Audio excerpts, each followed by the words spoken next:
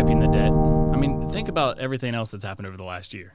You know, they're putting money, economic stimulus packages, putting us further in debt, like the debt doesn't matter, and depositing money in people's bank accounts. Mm-hmm.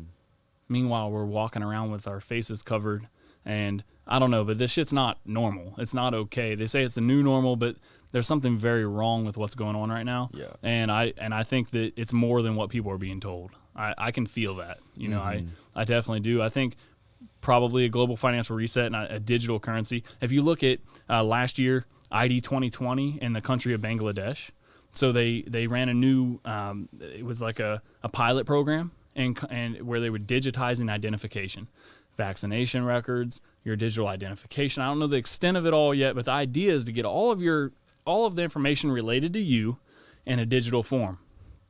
And I believe the state of Washington, Bill Gates' home state, is that a coincidence? So did a similar program. So I think ultimately the goal is going to be get our identification digitized, get our currency digitized.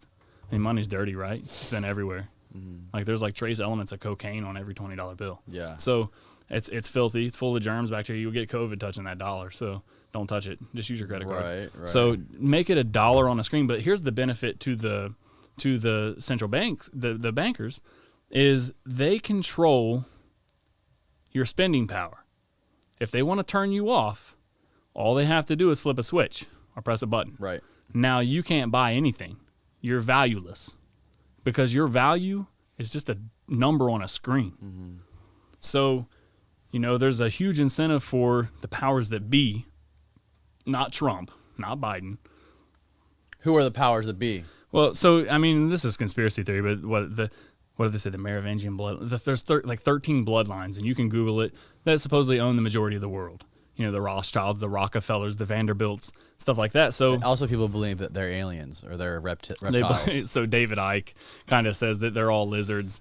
You know, they're like hybrids or they're like reptiles. I just had a guy on here the other day who was talking about how they're the ones who run the country and they're all aliens from another dimension. They do believe that. I don't. My conspiracy, my conspiracy mind is limited way before we get to the lizard talk, but you know, I did read The Perception Deception in Prison by David Icke, and he has some really crazy, interesting, far out beliefs.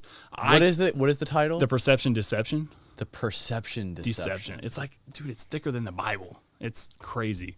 But it was an interesting read just to see like how far out. Like this dude, David Icke, I don't know if you ever heard of him. I know who he is. So he went to Peru and had this spiritual awakening, and he was like connected with the infinite. I'm guessing he went and did some like ayahuasca or something, just excluded that part.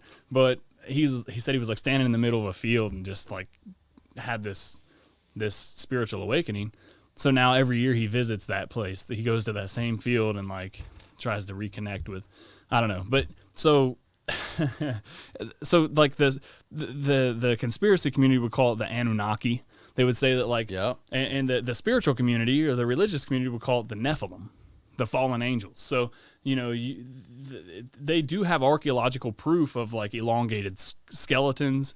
They've actually found these elongated skulls, and, you know, there's different theories on how those came about, but in giants, you know, 7, 8, 9 feet tall. So Christians would believe that it's like the fallen angels came here to breed with our women and like reproduce.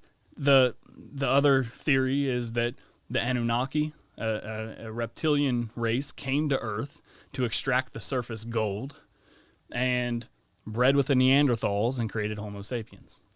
So people have some pretty far out, you know, how would I know? I have no idea, but... Well, there was just the news that came out on NPR just the other day about they released evidence, or it was some, I didn't read the whole article, I just read like the top headline of it, but they basically... they released information about manipulating chimpanzee DNA or mixing monkey and human DNA together. Really? Embryos. They were like fucking with embryos or whatever. Wow. And it's like very, very close to the whole stoned, or not the stoned ape theory, the theory that aliens came down and injected their DNA into primates, lower primates to create us, to advance evolution. I don't know what to believe. But what I do know, there's a documentary called All Wars Are Bankers' Wars, and that's really eye-opening. Like when you follow the money and you realize that like there's a certain class of people that get to create the money that we're spending. They create it, okay, out of thin air. Yeah. They create it. We attribute the value to it. We say, yep, we accept this as our medium of exchange, as our method of exchange. Yeah. We now give it this value. This dollar is now worth $1 because we say it is. We believe it is. All value is subjective, though. So, but this certain class of people gets to create that, and then they get to lend it out at interest. They get to create something that didn't exist. They get to lend it to everyone in the world and charge interest on it. And they get these people in debt. When you're in debt to someone, what are you? You're a slave. You're a debt slave. You're a slave. You're enslaved. They own us. They own you. So, in that much economically, I can't really dispute that fact. So, All Wars Are Bankers' Wars, what that aims to illustrate in like 45 minutes is that the bankers fund both sides of every conflict.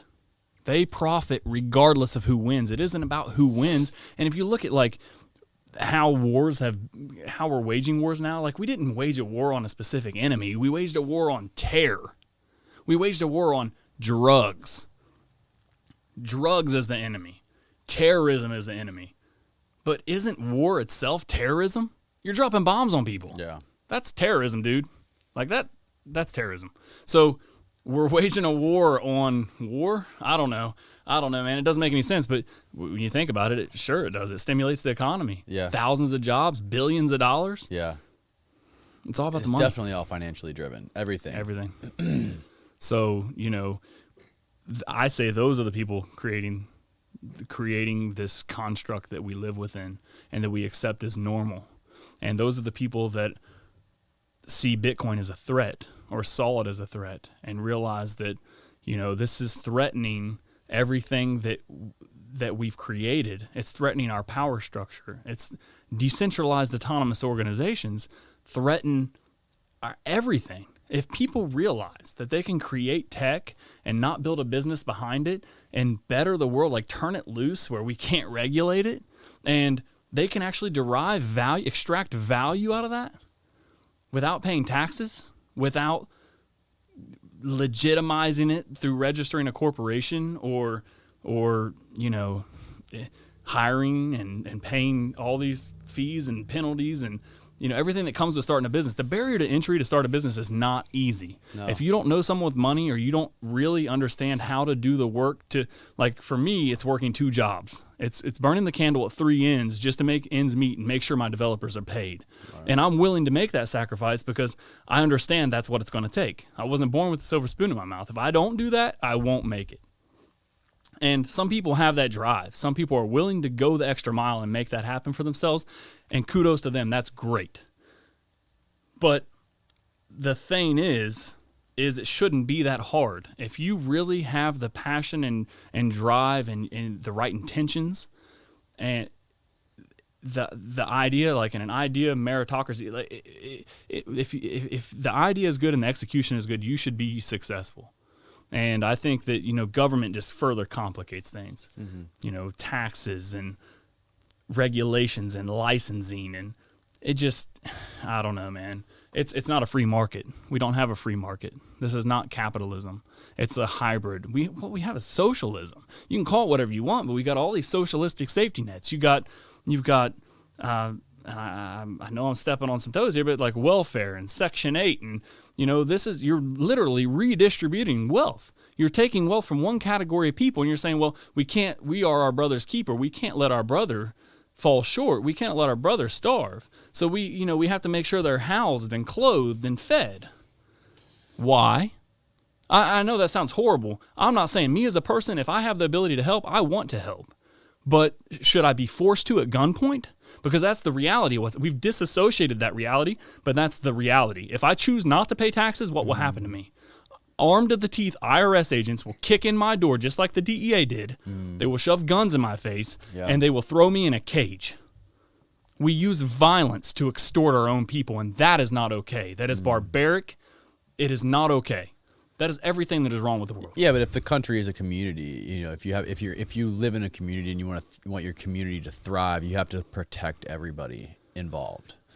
And the idea makes sense that if we are a country, if we are a community together, we have to help everybody. We don't want to have a country full of losers. Well, I agree with that. So I agree that we if I have the ability to help you and you're trying to do something meaningful, I should help you, but I can't agree with the absolute everybody, because I also believe that not everybody deserves to be helped. Some people don't even want to help themselves. Mm-hmm. And if they're making poor choices and they're not willing to do the work, they're not willing to actually put their best foot forward and pull at least their own weight, just contribute enough. You can only take from the table what you're willing to bring to it. If you're not willing to bring anything and you're just on the take, you are not deserving. Right. That is my belief. Mm-hmm. And I know some people would say, well, even if that person wants to just take and doesn't want to contribute, we should still make sure he's fed. I can't go that far. I don't believe that, because you're taking from me. You're stealing from me. And I'm working 16 hours a day just so that I can get to where I want to be in life. Why should I support you too?